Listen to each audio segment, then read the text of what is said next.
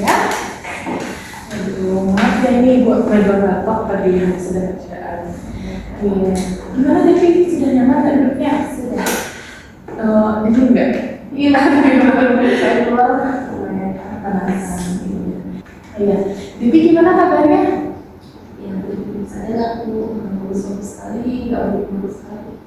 Gimana pembelajaran di kelas tadi? Sebenarnya saya ada kurang paham sih Bu, cuma ya saya ikut-ikutin aja. Terus kalau misalnya ada pertanyaan itu saya nggak terlalu aktif untuk menjawab Ibu. Jadi teman-teman saya aja yang menjawab.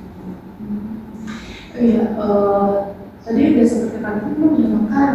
Jadi tadi saya habis dari kantin, habis makan, terus saya juga habis kumpul sama teman Bu. Cuma pembicaraan mereka itu tentang tugas sekolah, juga tugas pelajaran yang tadi. Jadinya saya nggak terlalu begitu masuk dengan pembicaraan mereka gitu. Oke, berarti tadi habis dari kantin juga sudah makan ya sekarang ya?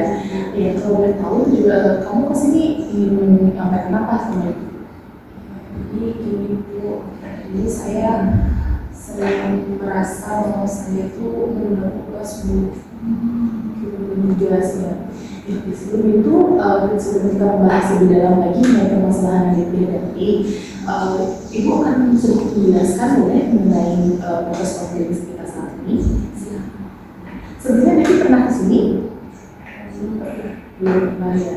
Jadi Ibu akan menjelaskan sedikit ya mengenai proses konseling kita. Nah, Devi, di proses konseling saat ini kita melaksanakan konseling individual ya. Nah, untuk proses konseling individual ini ada konselor dan konselornya. Nah, di mana di sini Ibu yang menjadi konselor yang memfasilitator DP pada saat masalah konseling ini. Nah, di sini DP menjadi konselingnya yang mana DP akan menceritakan permasalahan yang dihadapi. Nah, sampai sini paham apa yang disampaikan DP? Paham. Ibu lanjutkan lagi ya. Nah, ada 3 asas yang akan digunakan dalam proses konseling ini, Devi. Yang asas pertama itu asas kerahasiaan. Jadi Devi menceritakan permasalahan yang dihadapi itu tenang saja. Pasti kan ada adegan gitu kan, seperti ceritain atau gimana. Jadi tenang saja karena ada asas kerahasiaan. Tentunya proses konseling saat ini dan penyampaian permasalahan yang Devi hadapi itu akan dirahasiakan. Hanya kita berdua yang tahu dan tidak ada orang lain yang akan tahu mengenai permasalahan DP ini. Selanjutnya itu ada asas keterbukaan. Selain dalam proses konseling ini ada asas kerahasiaan, ada asas keterbukaan yang dimana DP bisa menceritakan permasalahan yang dihadapi secara lugas, secara lengkap dan bisa santai dalam menjelaskannya ya. Jangan merasa deg-degan. Pasti deg-degan itu pasti ada, tapi bisa tenang dalam menyampaikan permasalahannya. Anggap Ibu ini sebagai teman cerita yang Devi bisa diajak untuk bercerita gitu mengenai permasalahan Devi ya. Selanjutnya yang terakhir itu ada asas kesukarelaan. Devi kesini diajak sama teman atau memang dari diri sendiri? Sendiri sih. Oke, berarti diri sendiri ya, tidak ada paksaan dari orang lain. Nah, kalau dari diri sendiri ini sudah masuk asas kesukarelaan. Karena Devi sudah mau datang untuk konseling dengan Ibu tanpa ada paksaan dari orang lain. Oke, dari yang dijelaskan tadi, Devi ada pertanyaan atau sudah paham? Saya sudah paham, cuma saya mau tanyakan untuk waktunya berapa lama? Nah, untuk waktu kita melaksanakan konseling biasanya itu sekitar 15 menit atau 20 menit. Nah, dari DTP maunya di berapa menit kita melaksanakan konseling? Mungkin bisa sebelum 20 menit ya Bu ya. Soalnya di sini juga saya ada kelas lagi Bu. Iya, oke. Lagi sebentar juga deh ya, ada kelasnya ya. Oke, berarti kita sepakati ya untuk melaksanakan proses konseling ini selama kurang lebih di 15 menit ya. Oke, sebelum kita masuk pada tahap selanjutnya, Ibu izin bertanya dulu gimana perasaan Devi saat ini? Jadi begini Bu, saya tuh merasa kecewa sama diri sendiri Bu, merasa bingung. Akhir-akhir ini saya merasa bahwa saya itu sering menunda tugas Bu.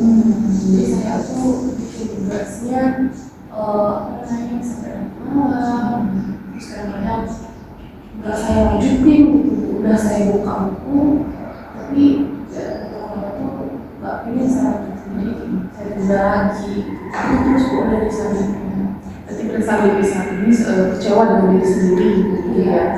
Nah, sebelum kita lanjut untuk kita membahas permasalahan yang lebih dalam lagi, gimana Devi sudah siap untuk menceritakan permasalahannya? Sudah nyaman? perasaan apa yang kamu rasa tadi? Kecewa? Beneran ngomong kayak gitu ya beneran? Makanya aku mau kecewa. Oke, sudah gimana Devi perasaan? Posisi Oke, sebelum kita melaksanakan proses konseling lebih dalam lagi dan menceritakan mengenai permasalahan yang Devi hadapi, bagaimana posisi duduknya sudah nyaman? Lingkungan sekitar gimana sudah? Sudah. Ya, jadi sudah merasa aman dan rileks ya Devi ya. Oke, dari itu bisa nggak Devi ceritakan lagi mengenai permasalahan yang lebih lengkap lagi mengenai apa yang dihadapi saat ini? Silakan Devi. Jadi begini Bu, seperti yang saya katakan, saya merasa bahwa saya akhir-akhir ini selalu menunda tugas yang diberikan oleh guru saya. Jadi seharusnya saya kerjakan sekarang, tapi saya malah tunda sampai nanti malam. Aku jelasin nggak ada apa atau tidak? Jadi sebenarnya. Jadi dari penundaan tugas tersebut sebenarnya saya sudah sadar dan saya kecanduan main HP. Jadi saya tuh suka scroll sosmed seperti zaman sekarang Bu ya, bahwa perkembangan sosial media itu sangat berkembang pesat Bu. Jadi salah satu korban sosial media itu saya sendiri. Saya itu apalagi di sekolah kan boleh bawa HP Bu ya, di sekolah boleh bawa HP, di rumah juga saya nggak ada keterbatasan untuk penggunaan HP. Jadi saya merasa bebas saja gitu dalam bermain HP Bu. Nah dari kebebasan itu saya nggak bisa kontrol diri saya Bu. Jadi saya selalu bermain HP, scroll TikTok, scroll Instagram, FB seperti itu. Jadi saya lupa waktu dan saya merasa keasikan, bahkan yang lewat pun saya nggak dengar Bu, saking saya fokusnya bermain HP. Dan hal tersebut juga jadinya berdampak dengan tanggung jawab saya sebagai pelajar Bu. Selanjutnya tugas yang diberikan oleh guru saya bisa selesaikan lebih awal, tapi karena keasikan ini saya jadi berpikir nanti saja deh, itu bisa dilakukan nanti. Ini main HP dulu. Saya merasa itu langsung terpikirkan untuk beberapa saya, jadinya dengan kenyamanan saya bermain HP, jadi saya melupakan tugas itu secara sesaat seperti itu. Cuma karena saya nggak bisa mengontrol diri, jadinya saya jadinya berjam-jam bermain HP. Jadi saya menunda tugas saya untuk dikerjakan lebih lama. Ibu paham sih ya dengan apa yang kamu sampaikan dari cerita kamu itu.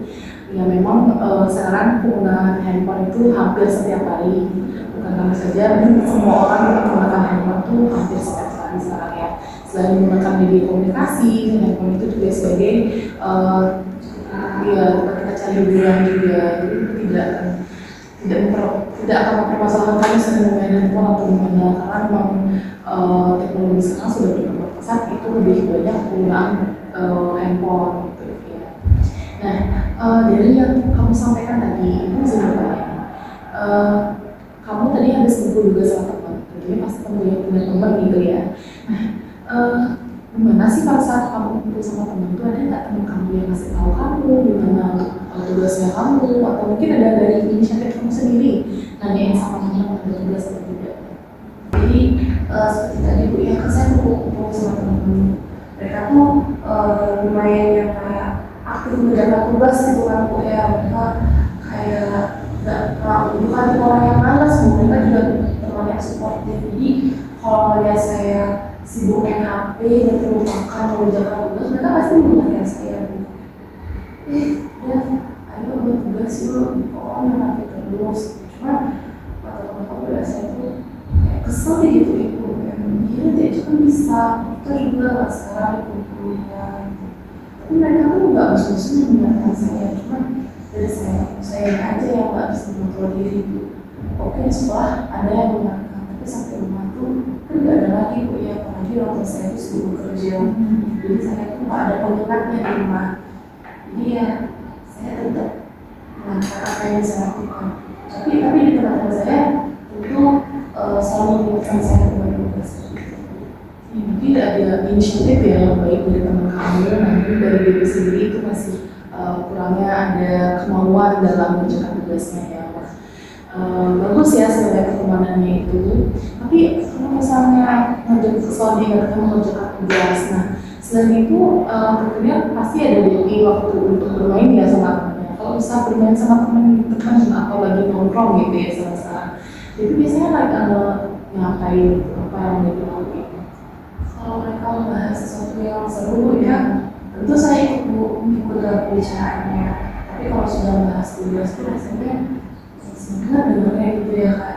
Dulu kan saya sekolah dan membahas tugas, masa di saat lain juga membahas tugas ini biasanya balik lagi ke hobi saya yaitu main HP, seperti itu saya scroll sosmed. Jadi kamu tetap kayak jenuh gitu ya, ada dekat-dekat teman kamu karena mereka selalu sering mengingatkan mengenai tugas itu ya.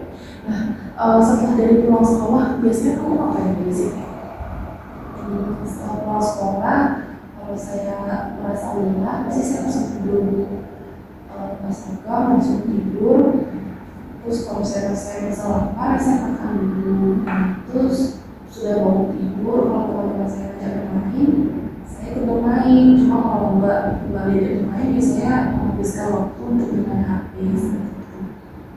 Scroll TikTok, scroll sosmed dan lain-lain. Terus kalau sudah sore, saya mandi, makan lagi, dan kalau ada tugas, ya saya mencoba untuk membuka buku ya. Cuma balik lagi kalau saya merasa soalnya terlalu susah, saya merasa jenuh Bu untuk mengerjakan tugas. Jadinya saya mencari hiburan biar ya membangkitkan mood lah Bu ya. Jadi saya akan hati lagi. Cuma itu dan saya tak bisa kontrol diri. Yang awalnya hanya itu beberapa menit, jadi beberapa jam terus dan akhirnya tugas saya itu terus selesaikan saat malam hari. Saat malam baru ada rasa belum ingin menyelesaikan. Jadi sebenarnya kan dari kamu sendiri itu ada kemauan ya dalam untuk mengerjakan tugasnya. Cuma merasa karena ada kemauannya sedikit, jadi lebih banyak untuk menggunakan handphonenya, gitu ya. DP itu sebenarnya, kalau misalnya ada nggak hal yang membuat kamu itu semangat dalam diri kamu selain menonton video itu? Saya nggak mau ngapain sih Bu. Saya itu suka ngemil Bu ya. Jadi kalau saya lagi kesel, lagi sedih, lagi apapun itu, saya alihkan selain main HP yang saya alihkan ke makanan seperti itu. Saya suka makanan manis, kayak coklat, manis dan lain-lain seperti itu. Terus saya juga suka menggunakan musik Bu, dan saya suka mengikuti audisi bernyanyi seperti itu. Jadi kalau misalnya lagi lakukan sesuatu tuh, saya suka mendengarkan musik yang easy listening, saya easy listening, jadi meningkatkan mood saya. Bagus ya, berarti ada yang selain menonton video itu juga ada hal yang bisa memberikan semangat pada diri kamu sendiri ya. Nah, Devi ini paham sih dengan apa yang kamu sampaikan, dengan permasalahan yang Devi hadapi saat ini, yang dimana sebenarnya Devi kurang untuk konsisten lagi dalam membuat tugas, mengatur waktunya, dan dari lingkungan Devi juga sudah mendukung kalau Devi itu harus lebih banyak mengerjakan tugas dan mendukung Devi untuk mengerjakan tugas dengan tepat waktu seperti itu ya. Nah, dari yang tadi Devi sampaikan, apa sih hal yang ingin Devi lakukan untuk kedepannya agar proses konseling juga berjalan dengan lancar? Saya ingin membuat tugas itu tidak sampai malam ya Bu ya. Saya ingin menjadi tugas tepat waktu dan tidak menunda tugas. Jadi saya juga ingin bisa mengontrol diri itu biar tidak bermain sosmed sampai berjam-jam sampai lupa waktu. Saya ingin seperti itu.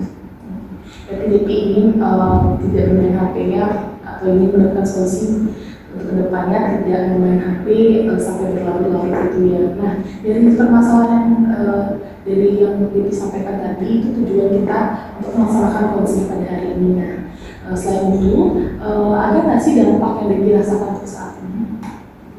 Dampak dalam scroll HP Bu ya? Iya.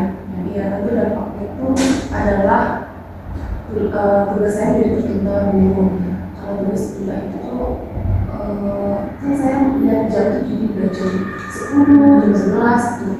Jadi langsung ada kata kayak, udah malam nih, maksudnya ini tugasnya terlalu tergesa-gesa gitu. Padahal sebenarnya sudah ada waktu sebelumnya Bu ya, cuma saya salahnya di situ Bu, menggunakan waktu saya untuk bermain HP. Jadi itu tersisa sedikit, sisa waktu itu hanya sedikit untuk menyelesaikan tugas. Jadinya saya membuat tugas itu tergesa-gesa dan kurang efektif. Jadinya jawaban saya kurang maksimal seperti itu. Karena itu nilai saya jadi jelek. Saya nggak bisa berubah perilaku saya seperti ini. Ya, berarti dari yang disampaikan itu berarti Devi sudah tahu ya dampak yang akan Devi hadapi ke depannya seperti apa. Dari penjelasan yang Devi sampaikan tadi, selanjutnya Devi dari saat ini supaya Devi bisa mengatur waktu untuk ke depannya. Ibu ini Devi mengatur akan membuat jadwal yang akan Devi lakukan untuk ke depannya ya. Nah, silakan Devi sekarang membuat atau mengatur jadwal itu di kertas yang diberikan ini. Ini sebentar ya.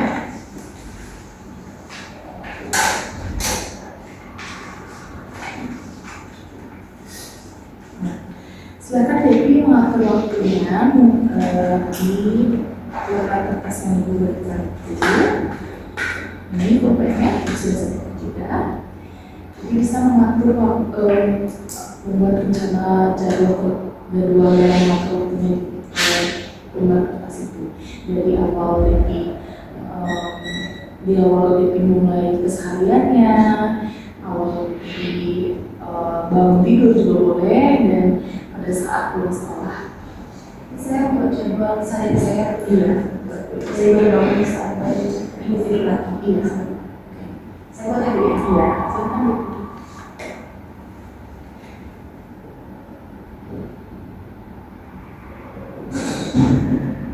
Sudah? Sudah. Ibu lihat dulu ya. Bagus ya dari jadwal yang kamu buat. Sudah ada jadwal tersusun untuk kamu buat ke depannya ya. Dari jadwal kamu buat ini sudah bagus ya. Nah, selanjutnya bisa kamu tuliskan lagi untuk penggunaan HP yang kamu buat. Nah, biasanya kamu menggunakan handphone itu di satu hari berapa jam? Tidak usah Karena kan awalnya sesuai dengan keinginannya. Boleh sekarang buatkan jadwal penggunaan HP-nya itu selama satu hari berapa jam. Contohnya mungkin bisa satu hari itu menggunakan HP selama 5 jam, selanjutnya itu 2 jam, atau enggak di sini dengan menggunakan HP berapa jam, terus belajar berapa jam juga. Ya.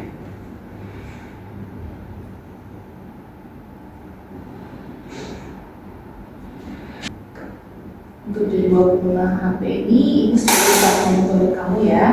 Jika kamu melanggar, kamu bisa akan melihat dari sana.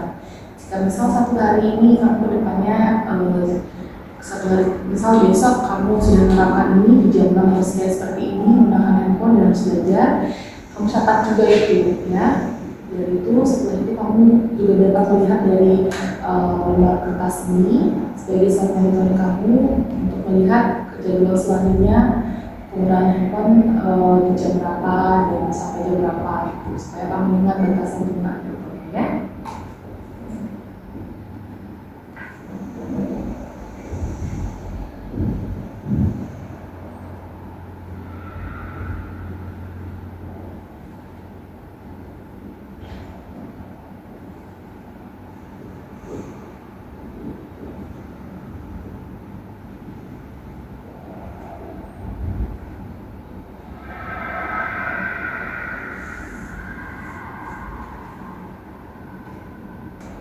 Sudah? Sudah?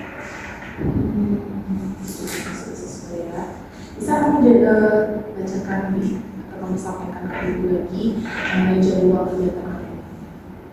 Jadi untuk jadwal harian saya, pagi hari kan saya bangun, terus bangun saya prepare ke sekolah, dan jam 7 pagi itu saya berangkat sekolah, dan saya kan tidak menggunakan HP yang bawa HP sekolah, tapi saya memilih untuk fokus belajar dan menggunakan HP itu ketika jam istirahat saja. Jadi istirahat saya pakai HP dan di jam pulang untuk meminta jemputan dan sambil menunggu jemputan. Lalu di jam pulang di saat sudah sampai rumah, yaitu jam 4 sampai jam 5, mungkin saya bisa lanjutkan HP, sekali memuaskan diri untuk scroll sosmed. Selanjutnya saya bisa break mandi, makan, sembahyang dan lain, lalu dilanjutkan jam 7 sampai jam 9 untuk membuat tugas. Jadi saya full untuk membuat tugas di jam tersebut dan tidak bermain HP itu. Lalu setelah membuat tugas saya lanjut dengan baik, dan jadwal yang DP buat itu sangat bagus sekali ya. Dari DP sendiri, apakah sudah yakin dengan jadwal yang sudah dibuat itu? Sudah yakin bisa untuk menerapkannya ke depannya? Bisa. Nah, jika tidak bisa menerapkan jadwal tersebut, apa sih konsekuensi yang didapatkan nanti? Tentu kalau saya tidak bisa melakukan jadwal yang saya tuju, pasti saya akan kembali lagi menjadi sosok yang suka menunda tugas saya itu selesai dengan malas. Jadi karena itu, jadi DP harus berkomitmen lagi ya dalam mengikuti jadwal yang telah digunakan itu.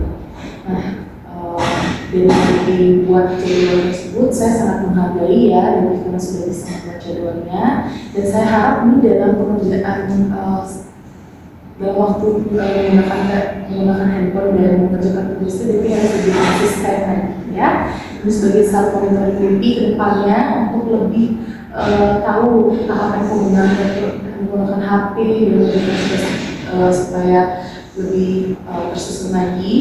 Dan bagus apabila DP ada kemajuan dalam pengurangan menggunakan handphone dan menonton video itu ya. Oke, dari yang tadi DP buat, sebelumnya apakah ada yang ingin ditanyakan DP? Jadi saya melakukan yang ini sebagai acuan saya bisa sendiri. Iya, betul sekali, ini sebagai acuan DP dan sebagai target DP juga untuk menggunakan handphone di setiap ya. Tadi dan sudah DP melakukan berjanji akan melakukan secara konsisten.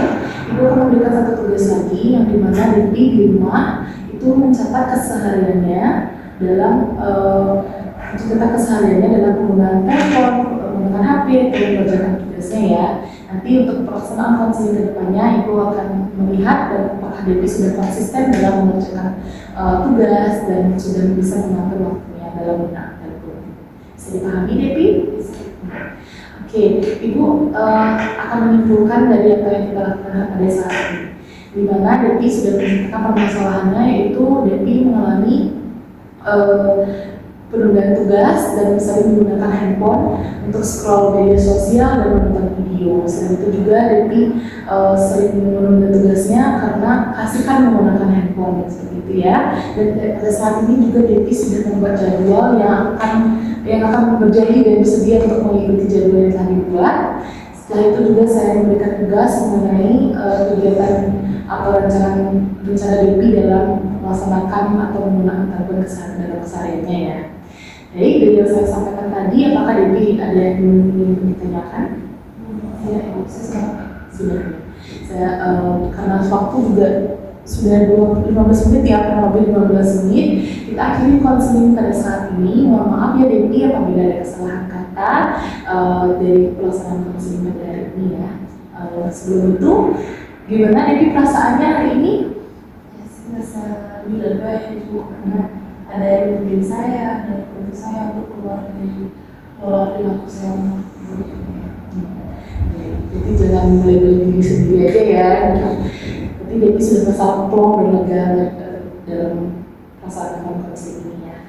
Saya harap juga seperti itu ya DP ya. DP dapat lebih lugas lagi dalam menyelesaikan permasalahannya dan bisa lebih percaya pada diri sendiri juga dan disiplin akan waktu ya. Jadi itu saja untuk pelaksanaan masuk konseling pada hari ini. Mohon maaf ya Dik ya kalau misalnya ada kesalahan kata yang saya salah ucapkan.